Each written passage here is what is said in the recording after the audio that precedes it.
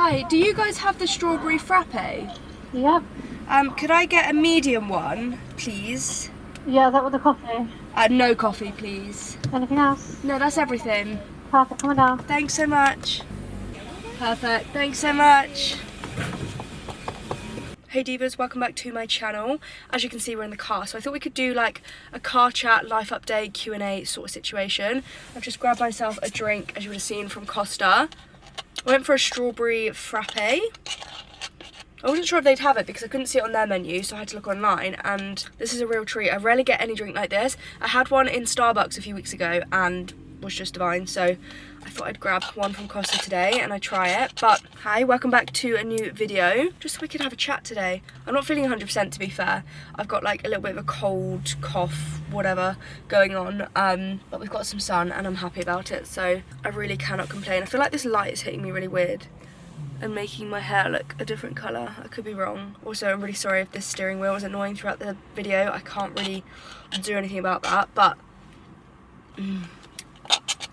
nice. I'm just not a coffee gal. Plus, I've already had a Monster today, so that's my caffeine. So if I had a coffee as well, you best believe I'd be through the roof, and I don't need that.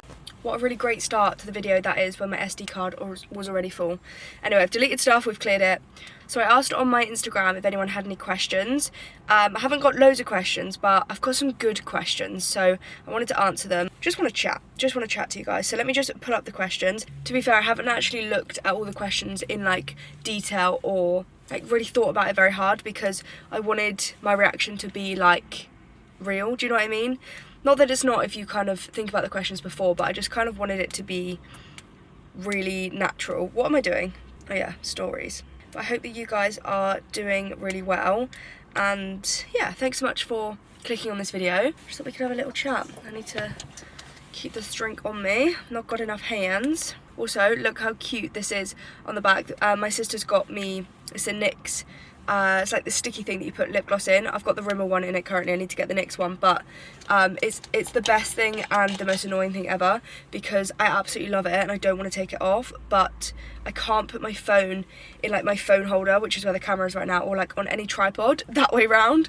So I didn't really think that through before I stuck it on, but I love it and I'm not taking it off anytime soon, so yes. Anyway, let's get straight into it. Now, I did say on the question box on Instagram, if you've got any like deep questions. So I'm such like a deep person and I want to have like deep chats, and I want like, yeah, I just want to be able to share things that maybe I wouldn't share on like other platforms like Instagram and TikTok, because it's, yeah, there's just so much that I want to talk about that I can't get across on other platforms, because you just can't go into that amount of like detail or whatever. So yeah, the first question is, what age did you start your consistency with the gym, and was there a reason why? And I love that question because there are so many different whys. I feel like everyone has a different why, and to be fair, my why has kind of changed a lot over the years. But she's asked what age I started consistency, because I started the gym when I was, oh, that's really hard, 18, I would say. I'm now 25. That's scary, isn't it? But I probably started consistently at about 20, maybe 21. But I think probably about between like 20 and 21.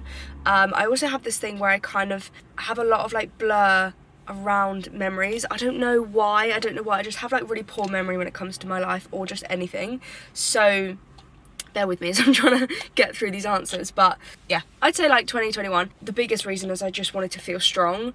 There was a lot of stuff on social media about kind of shrinking yourself, and at that point I'd started making content on Instagram, and yeah, that was really the start of my consistency journey. Mainly just to feel strong, and we used to just, me and my besties literally just used to do deadlifts. We would just do like 1 rep maxes every session and just see how strong we could be. My biggest goal was to get up to 100 kilo deadlift, which I ended up doing. I can't remember if I did it conventional or sumo, but either way, I managed to pull 100 kilos. I was so proud of myself to be able to lift 100 kilos off the floor. But at that point, I was like not eating very well. I was like super inflamed and like puffy because I just wasn't fueling my body properly. But my only goal was just to get as strong as I could, and with that came just like eating loads of food, because at that time as well a lot of people said like mass moves mass, so to get stronger you need to gain more weight, and I just gained a lot of weight, and I don't regret it, to be fair, because it's a part of my journey, and I kind of feel like I needed to go through that to then get to the point where I am now, where I care more about looking after my body and like what I put in my body meal wise and nutrition wise than I do how much I can lift, if that makes sense. So yeah, I would say that. I would say my why was, yeah, just to feel strong, and it was just also something to do, because I was kind of a bit lost at that point. Again, mental health wasn't great at that point, but I just remember that the time that I was going into the gym, it was just an escape, and it was just something to do. We'd spend hours in there chatting, you know, we'd have an energy drink, and that's at that point I actually met James. So I just started being like consistent in the gym, and then I met him in the gym. So that's pretty much the why. I'm going to try not to ramble too much on these questions, but yeah. Oh, now I've lost my questions. Hang on. So another question that someone has asked is, how do you motivate yourself when you work for yourself? Now this, you tell me, girl, you tell me. I think this kind of ties into who I am as a person. And what I mean by that is I'm very much the type of person to go, like, I do things based on if I love it, if I'm passionate about it, and you can very much like tell from my energy or my face or just my motivation levels whether I'm kind of into something or loving something. So that is kind of the way that I'm wired with working for myself as well. I think there are days where I find it really, really difficult to motivate myself, but again, it's just because you don't have those that time restriction in terms of having to be somewhere at a certain time or clock in at a certain time. And obviously it's such a blessing, and it's taken me so long to get to the point where I am now, where like I can have a slightly longer sleep in the morning than the average person who needs to go and do their 9 to 5, but then that does also mean that I've got to get my ass into gear once I'm up, without anybody, especially when James isn't home. So he sometimes works from home, which is really nice, because then we can just like bounce off of each other in terms of like work blocks. But when he's not there, it can be hard, and there are definitely days where I'm more lazy than others. But I would also say, again, because I go so much off of passion, and like I have to love everything I'm doing. So if I'm loving it, I'm way more likely to do it, like I said. So for example, I'm filming this YouTube video, and obviously I'm not earning from this YouTube video, but I do still kind of categorize it in my head as work, because that way I can be more efficient with it, and I can kind of like schedule it in. Otherwise you just don't get anywhere with anything if you don't kind of have a rough plan. What I will also say as well is I'm not a to-do list person. Love to make a to-do list, will not stick to the order of it necessarily. Kind of have to be in the mood with it, because I just cannot get myself to do it otherwise. But yeah, I think having a very chaotic brain and then having to plan your day out yourself and having because I also find that it's not just the time guideline of not having, I don't know, time to clock in or clock out or lunch break, whatever. It's also the direction that you're going in. So it's also like having tasks, in terms of you've got to plan out how you're going to get somewhere, whether it's with my coaching, whether it's with social media, whatever. I've kind of got to plan that out myself. Like I say it to James sometimes, because he's a manager in the company he works in, but he also has a boss. Therefore he will have meetings with his boss about like KPIs and like what he's doing and what direction he's going in and goals that he's hitting. Like I don't have anyone to do that for me. I've got to do it myself. So like I'm everything in everything I do, which again I love, but it can be hard and can be overwhelming. And I think, again, if I wasn't really passionate about what I do and loving what I do, I just won't do it. And I think also another aspect is I've got so many different parts to my job. Again, so I do online coaching, I do in-person PT, and I do social media. So I do a few ads, I also obviously film YouTube videos, that sort of thing. Again, although that's not my like main paid source of income, I still categorize it in my head as work. So yeah, I think that definitely helps with motivation, because then I can swap between things. So I'm not just spending all day every day doing the same thing, because my brain just would not cope. I need a little bit of variety, I need to kind of change things up. So that definitely helps. But I think biggest thing I'd say is, if you're in the position of like trying to become like self-employed or set up a business, just make sure that you're passionate about it, and also make sure that you've got I'd say big enough goals, because if you settle too small in terms of, you can get a bit complacent, I feel like, if you are just kind of like, yeah, okay, like I'm just going to work for 6 hours a day and I'm just going to do this, whatever. But you kind of, in my opinion, to keep the motivation there, you want to do that, but also kind of be pushing yourself to another goal. It could be a really small goal, but just not just settling and doing the same thing every single day, just kind of changing it up, or having small goals or whatever to chase. I feel like that is really important. But in the same breath, I don't know how to cut off from work, because I just feel guilty when I'm not working 24/7. Like if I lie on the sofa and watch a film with James on a Friday evening, I'm like, I could be filming, I could be editing, I could be whatever, and I'm like, no, I've got to live as well. And I think that is the hardest thing with social media in general. But I think just being self-employed, you'll always be kind of thinking of the next thing you can do, or yeah, that is tough, to be fair. But motivation wise, I know this has been a massive ramble, but motivation wise, I feel like you've just got to do something you're really passionate about, and keep checking in with yourself, making sure that you're on the right lines, making sure that you're, yeah, chasing goals, aiming high, and just loving what you're doing. Because yeah, I feel very, very lucky to be able to do what I'm doing. But again, I've worked fucking hard to get to where I am, in terms of working at jobs that I hated. I know that's such a strong word, hated, but I did hate them. And yeah, just feeling lost, but now kind of starting, I say knowing my purpose, but starting to know my purpose a little bit, and kind of what I want to do and where I want to go with it. So yeah. Somebody else said, not a cue, but in love with the recipes you share. Love if you could share more on socials. Which I love, and I'm grateful that you love them. The reason I don't share many recipes is because I'm not that adventurous with food. Like I say it all the time, but I kind of eat the same things every day, or at least like very similar things. So I feel like there's not too much for me to talk about. But then maybe I should start being more adventurous. Maybe like even on YouTube we could not start a series, because I definitely don't want to do a series of cooking. I'm not a chef. Sorry, I need to move because my leg's gone dead. But yeah, maybe I just need to be a little bit more adventurous. I definitely need to be a bit more adventurous.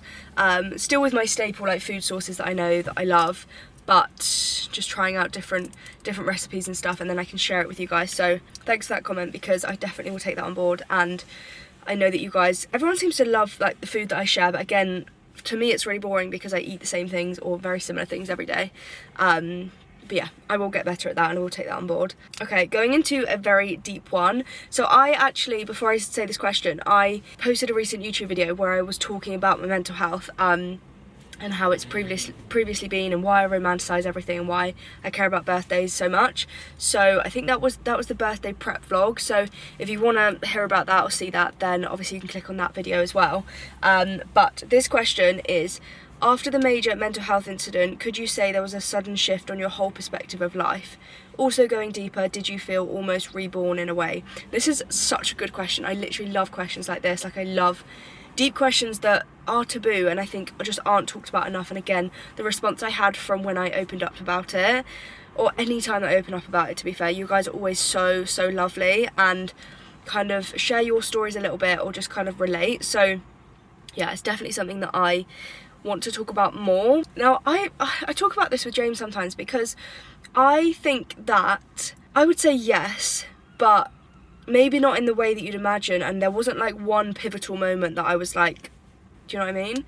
So basically, just briefly to touch on it for those that don't know, I was hospitalised for my mental health in 2022, and almost didn't see the next day, if you catch my drift. If you can pick up what I'm putting down without going into detail, essentially worst point in my life, and I think I've struggled with my mental health on and off since the age of 15.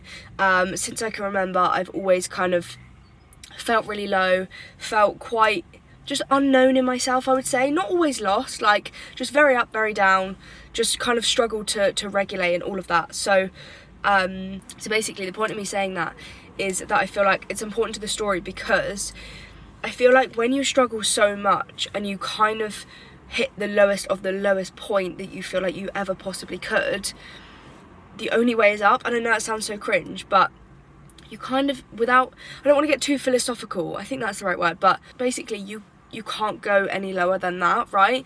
So for a while after it, to be fair, I didn't really deepen anything. I just kind of had to get myself out of that headspace, make sure that I was safe, all of that. But it was those few months afterwards that I just kind of had a whole new appreciation for life, but not in a really, really positive way necessarily, but also just in a way that, like, basically the biggest thing I'm trying to say here, which I'm kind of going around in circles, I'm not sure why, because I'm not trying to avoid saying anything, but there was definitely a massive shift, but it wasn't like an immediate, like, sudden shift. I would say it was a gradual one over, like, I'd say the first few months following it to a year, because I remember getting to the year mark, like the first anniversary seems wrong to say that, but I always celebrate again. I always mark the day every year, and I think I always will, but I remember the year afterwards, and I just had this complete shift in perspective of, like, kind of like, what the fuck, when you don't realise how deep in it you are, and then how good life can get. It's pretty wild, and you kind of just have to stop and reflect on, like, how grateful you are that you've got to where you are now, instead of being back there. But my perspective on life shifted in a way that I just decided to spend every day getting out of that place and doing, like, everything that I could to not feel like that, because no one deserves to feel like that. But not even just through not deserving to, but just being like, okay, so I was there, and I never ever want to feel that way again, not just for me but also for the people around me, because the people around you never deserve to go through something like that. I guess it just kind of shifted my perspective in, like, I had nothing to lose but to try, if that makes sense. So, like, I was just kind of like, there was never one day where I was like, this is it, I'm going to change my life. It was more so a gradual thing over months to a year, where I was like I said, I may as well just try, right? Like, you can't get any lower than that. And I think it almost took away that option for me, because I was like, tried that, didn't work, obviously so grateful that it didn't work, otherwise I literally would not be sat here speaking to you guys, and that is fucking terrifying. That was, like, in my control, but also obviously mental illness it's not a control thing. You once you're in it and you're in the depths of it, like, you don't get that say almost.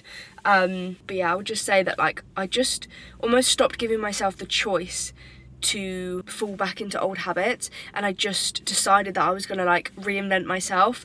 Again, that sounds so like, is it spiritual? I don't know, but I just decided that I was like, fuck it, I'm not doing that anymore. I've had enough. I don't ever want to feel like that. I don't ever want to go back there. I don't want anyone around me to experience that again. So I guess, long story long, not long story short at all, I definitely wouldn't say there was a sudden shift. It took me a while to kind of come out of that mindset, I guess. It just kind of made me realise how precious life actually is, and like I've said, not always in a good way. Like, I don't mean that in a way that I woke up every day and I was just so grateful to be alive. Like, you don't do that as humans. Like, we have really bad days, we have really great days, whatever, but it was more just in a way that, like, life is so precious, it can just be taken from you, you can take it, anything like that. So I just thought, like, while I'm still here, I may as well just try and make it fucking good. Do you know what I mean? And again, I think that's where, like, the romanticizer in me came from, really. My car is steaming up because I'm talking too much. Mental illness will always be a serious thing, and of any scale, and I just, following that and everything that I've been through, I just want you to know that if you are in the depths of it, or if you are struggling or have struggled, one, my DMs are always open. If you want to message me, I'm always there to talk. And two, life always does get better. I literally am living proof that you can be in the depths of absolute hell every single day, literally feel like you're completely lost, you just don't have anything to keep going with, but it will always turn around, whether that's from somebody helping you out or from you getting yourself out of the depths of it. And I would say, from my perspective and with my story, it's always worth it. Not only for yourself to stick around, but also for the people that love you. And I think the quote is like, people would always rather hear your story than attend your funeral. And just know that I'm one of those people. Even if you're a stranger on the internet, please just always reach out, even if you're embarrassed, even if you're whatever. Like, that was one of the biggest things I struggled with, was embarrassment, because I was just like, I don't know why, because it's actually insane that we feel embarrassed for something our brain's doing. Basically, you can't let embarrassment cost you your life, right? So for the sake of feeling a little bit embarrassed and vulnerable, from my perspective, that is really, really worth it. Just reaching out, whether it's for help, whether it's just to talk to, whether it's whatever it is, company, just always reach out and know that you are never ever alone. No matter how alone you feel, you're never alone. And this is also why I'm building this community, especially on YouTube, because I just want people to know and feel like they're not alone. And even if you can just come to this tiny little corner of the internet and feel just picked up for the day, or that you can relate to me, or that we can just be besties together, then my job is done. All my strawberries gone. Guys, I know I haven't answered that many questions, but I think I'm going to leave it there because I've literally just been rambling. And yeah, to be fair, that was a lot of the questions. But yeah, I'm going to end this video here, so thank you so much for watching. I know we got super deep, but I know that a lot of you also appreciated me either talking about it or that you related to me. So yeah, if you've got any other questions, or you want another chatty video like this, like sat down, I mean, I know that I chat a lot and I ramble a lot, so nothing's new, every vlog is a chatty vlog, then let me know. But yeah, thanks so much for being here. Just know that the world is a better place with you in it, and my DMs are always open for anyone that needs it. Yeah, I hope you're having a good week, and hopefully I will see you in my next video. Mwah. Bye.